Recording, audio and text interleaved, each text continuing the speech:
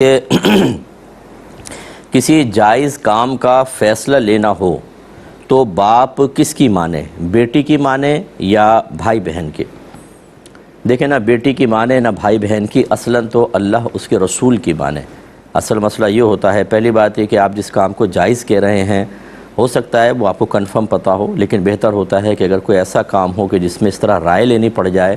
تو کسی اچھے مستند صاحب علم سے بھی مشورہ کر لیں کہ فی نفسی یہ کام جائز ہے کہ نہیں۔ پہلی بات تو یہ۔ دوسری بات یہ کہ پھر شریعت کو ہی بنیاد بنائیں، کیونکہ لوگوں کی رائے مختلف ہوتی ہے، ہر شخص اپنے تجربے اور اپنے ذہن اور اپنے ماحول اور عرف کے مطابق جتنی تعلیمات، جتنی باتیں اس نے سیکھی ہوتی ہیں اس کے مطابق فیصلہ کرتا ہے، اور اس طرح عام لوگوں کے فیصلے ہم نے دیکھا ہے کہ قرآن و حدیث کے فیصلوں کے خلاف چلے جاتے ہیں۔ اور ایسی صورت میں آپ فرض کر لیں بیٹی کی مانیں چاہے بھائی بہنوں کی مانیں، اگر وہ فیصلہ قرآن و حدیث کے خلاف ہے تو آپ بھی سخت گناہ گار ہوں گے اور وہ بھی، کیونکہ آپ نے اللہ اس کے رسول کی باتوں کو معمولی سمجھ کے چھوڑ دیا اور انسان کے مشورے اور باتیں آپ پر غالب آ گئیں۔ اچھا، ایک فرض کر لیں کہ کوئی شادی کرنی ہے کسی کی، اپنی ایک بیٹی کی، بیٹی کہہ رہی ہے یہاں کر دیں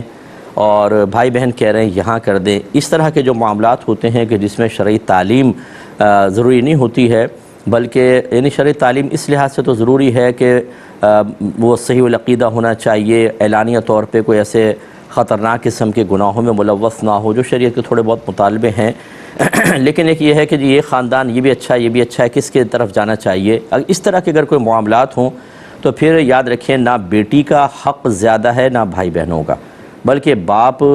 مطلب جیسے بچی کے لیے فیصلہ کرنا چاہے اور بچی کی رضا بھی اس میں شامل ہو، تو شریعت نے آپ کو یہ لازم نہیں کیا ہے کہ ان کو مد مقابل نہیں رکھا ہے کہ اگر بھائی بہن ایک طرف ہو بیٹی ایک طرف ہو تو ان کا حق زیادہ ہے یا بات ماننے کے سلسلے میں اس کا حق زیادہ ہے، بلکہ آپ کو پھر کل اختیار ہے، مشاورت آپ سب سے کریں اور اچھے صاحب علم سے بھی کر لیں، تجربہ کار لوگوں سے کر لیں، پھر فیصلہ آپ خود کریں۔ اگر فرض کر لیں آپ دونوں کی بات کو رد کر دیتے ہیں تو شرعی لحاظ سے آخرت میں آپ کی کوئی گرفت نہیں ہے۔ ایک بھائی نے پوچھا تھا کہ یہ شرعی مسافت کے لیے جو 92 کلومیٹرز دور جانے کا مسئلہ ہوتا ہے، یہ اپنے شہر کے ٹول پلازا سے دوسرے شہر کے ٹول پلازا تک 92 کلومیٹرز دیکھیں گے، یہی ہوتا ہے، اور اگر ٹول پلازا نہ ہو تو کیا کریں؟ دیکھیں، شہر کی حدود سے باہر نکل کر اگر کوئی 92 کلومیٹرز لگاتار جانے کا ارادہ رکھتا ہے، چائے وغیرہ پینے رک گیا، واش روم وغیرہ کے لیے رک گیا، اس کو لگاتار کی راہ میں رکاوٹ نہیں مانا جاتا، یعنی کہیں مزید اسٹے نہیں کرنا ہے، 92 کلومیٹرز دور جانا ہے، تو جیسے ہی شہر کی حدود سے باہر نکلتا ہے انسان شرعی مسافر ہو جاتا ہے۔ اور یہ اکثر جو ہے ٹول پلازا جیسے آپ نے کہا یہ ایک علامت ہوتی ہے کہ جی شہر ختم ہو گیا ہے، لیکن یاد رکھیں کہ یہ بعض اوقات ٹول پلازا کے بعد بھی کچھ متصل گوٹھ وغیرہ ہوتے ہیں جن کو مضافات سے تعبیر کرتے ہیں، یعنی وہ بالکل متصل ہوتے ہیں، بعض اوقات تو عیدگاہ باہر ہوتی ہے یا استبل وغیرہ باہر ہوتے ہیں، تو شہر سے باہر جو شہر کی ضروریات والی چیز ہوں، یہ بالکل متصل چھوٹی چھوٹی آبادیاں ہوں جن کو مضافات سے تعبیر کرتے ہیں، وہ بھی شہر کے حکم میں ہوتے ہیں، ان سے بھی پار نکلنا ضروری ہوتا ہے، تب آپ شرعی مسافر ہوں گے۔ اس کا مطلب ہے کہ ٹول پلازا پہلے ہے اور اس کے بعد وہ مضافاتی علاقے ہیں تو پھر ٹول پلازا علامت نہیں بنے گا شہر کے حدود کے ختم ہونے کی، بلکہ مضافات سے باہر آپ نکلیں گے تب آپ شرعی طور پر مسافر ہوں گے۔ جب یہ کنفرم ہو گیا تو اس کا مطلب یہ ہوا کہ اب ٹول پلازا کی تو حاجت ہی نہیں ہے، اگر وہ نہ بھی ہو تو آپ لوگوں سے عام طور پہ معلوم کر لیں، اگر خود آپ کو اندازہ نہیں ہے، جو پرانے رہنے والوں بتائیں گے بھئی یہاں تک ہمارے شہر کی حدود ہوتی ہے، اس کے بعد ختم ہو جاتی ہے، بس اسی کو آپ بنیاد بنا کر اور اپنی شرعی مسافت کو طے کریں گے یا اس کا اندازہ کریں گے۔ اور ایک انہوں نے بھائی نے پوچھا تھا کہ ہمارا 3 منزلہ مکان ہے، بعض اوقات پتنگ کٹ کے اس کی چھت پر آ جاتی ہے، اب بچے جو ہیں وہ تو چڑھ نہیں پاتے اوپر، اور پھر کیا حکم ہوتا ہے؟ دیکھیں، لقطے کا حکم یہی ہوتا ہے کہ جب آپ کے پاس لقطہ آ جائے تو آپ مالک کو تلاش کریں، کوئی ایسا اعلان کریں کہ مالک آ جائے، اور اگر آپ مالک کی تلاش سے مایوس ہو جائیں تو پھر مالک کی طرف سے کسی کو دے دیں، یعنی صدقہ کر سکتے ہیں۔ تو اب اس پتنگوں کا معاملہ دو ہو سکتا ہے کہ اگر آپ کو گمان ہے کہ بچوں کو دوں گا تو یہ اڑائیں گے اور پھر وہی آوارہ گردیاں اور خرابیاں ہوں گے تو پھاڑ کر پھینک بھی سکتے ہیں آپ، کیونکہ یہ مطلب آلات لہو و لعب ہیں، ان کو تباہ کرنے کے اندر کوئی کفارہ نہیں ہوتا، نہ یہ کوئی نعمت کا ضیاع کہلاتا ہے، بلکہ اس قسم کی چیزوں کو ختم کرنے کی بھی اجازت ہوتی ہے۔ اور اگر آپ یہ سمجھتے ہیں کہ چلو ضائع نہ کروں، چھوٹے چھوٹے بچے ہیں جو کھیل کود میں مطلب ان کو کھیل کا سامان ویسے بھی ہم دے سکتے ہیں، ان میں سے کسی کو دے دیا تو آپ قابل گرفت نہیں ہوں گے۔ تو اس لیے دونوں صورتحال آپ اس میں کر سکتے ہیں۔ ایک بہن نے فرمایا کہ میرا امتحان ہے اور میرے شوہر باہر ہوتے ہیں، میرے شوہر بھی اگر مطلب امتحان ہے شہر کے باہر اور میرے شوہر جو ہے میرے ساتھ نہیں جا سکتے ہیں کیونکہ ان کا بھی امتحان ہے کوئی ایک جگہ پر، اور میرے ساتھ کوئی محرم نہیں ہے، تو کیا میں والدہ یا بہن کے ساتھ جا سکتی ہوں؟ دیکھیں اگر صرف شہر سے باہر ہے اور 92 کلومیٹرز کی مسافت پر نہیں ہے تو پھر کوئی مسئلہ نہیں ہے، آپ بہن کے ساتھ یا والدہ کے ساتھ اگر راستہ پرامن ہے تو بالکل جا سکتی ہیں۔ شرعی مسافت حقیقتاً بنا ہے۔ ویسے تو نبی کریم صلی اللہ علیہ وسلم کے ایک فرمان عالی شان کے مطابق کوئی عورت ایک دن کی مسافت پر بھی اپنے محرم کے بغیر نہیں جا سکتی۔ اس اعتبار سے تو بعض علماء نے فرمایا کہ گھر سے بھی باہر اگر محرم کے بغیر نکلے گی تو گناہگار ہوگی۔ لیکن مسئلہ کیا ہے کہ آج کل کے دور کے اعتبار سے ضروریات بدل گئی ہیں اور ڈیوٹیز ڈیوائیڈ ہو گئی ہیں، باہر کے کاموں کی بھی بہنوں کو بھی باہر نکلنا پڑتا ہے بہت سارے معاملات میں۔ اگر شوہر ہر معاملہ اپنے ہاتھ میں لے تو وہ مطلب بیلنس نہیں کر سکتا اپنی لائف کو، اس لیے ہماری بہنیں باہر نکلتی ہیں۔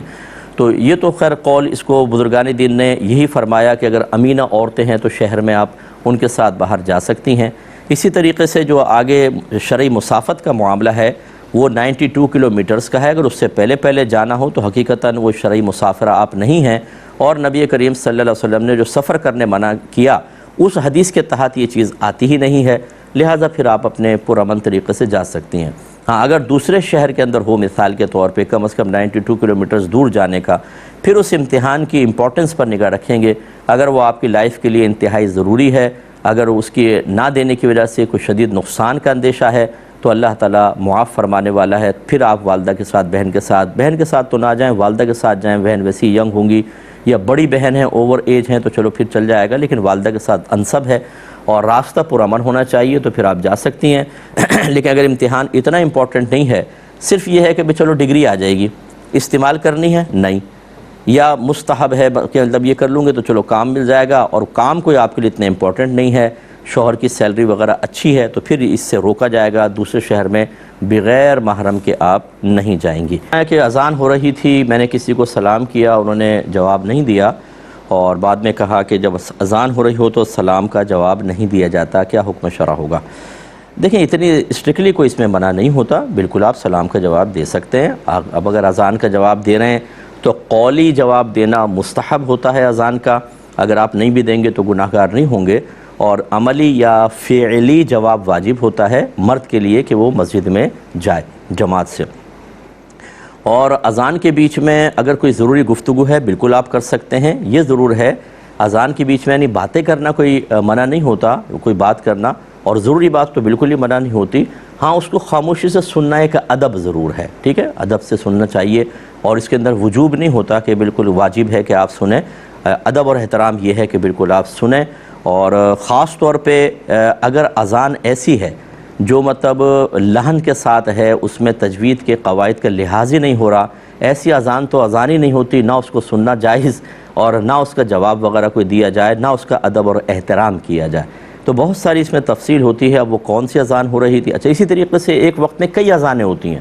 آپ نے ایک اذان کا جواب دے لیا، ایک اذان کو احترام سے سن لیا۔ اب میں بعض اوقات نوٹ کرتا ہوں 10 منٹ تک اذانیں چلتی رہتی ہیں، میں نے اپنے گھر پہ نوٹ کیا ہے، اطراف میں ماشاءاللہ کافی مساجد ہیں، ایک اذان دے گا پھر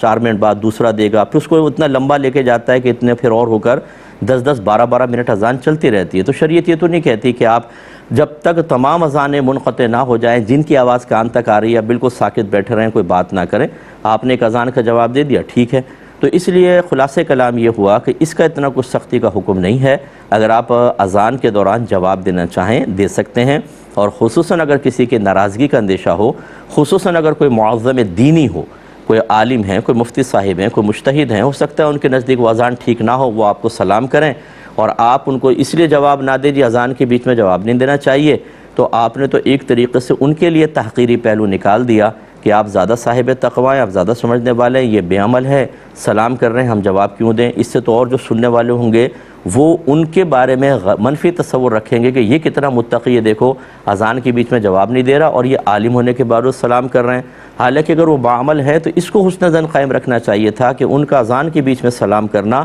یقیناً شرعی وجوہات کی بنا پر ہے تو مجھے جواب دینا ہوگا۔ تو اس لیے اگر وہ جواب دے دیتے تو کوئی مسئلہ نہیں تھا، شریعت نے منع نہیں کیا، اور اگر وہ ادب احترام سے سن رہے تھے تو بہت اچھی چیز ہے، اس کا انکار نہیں ہے۔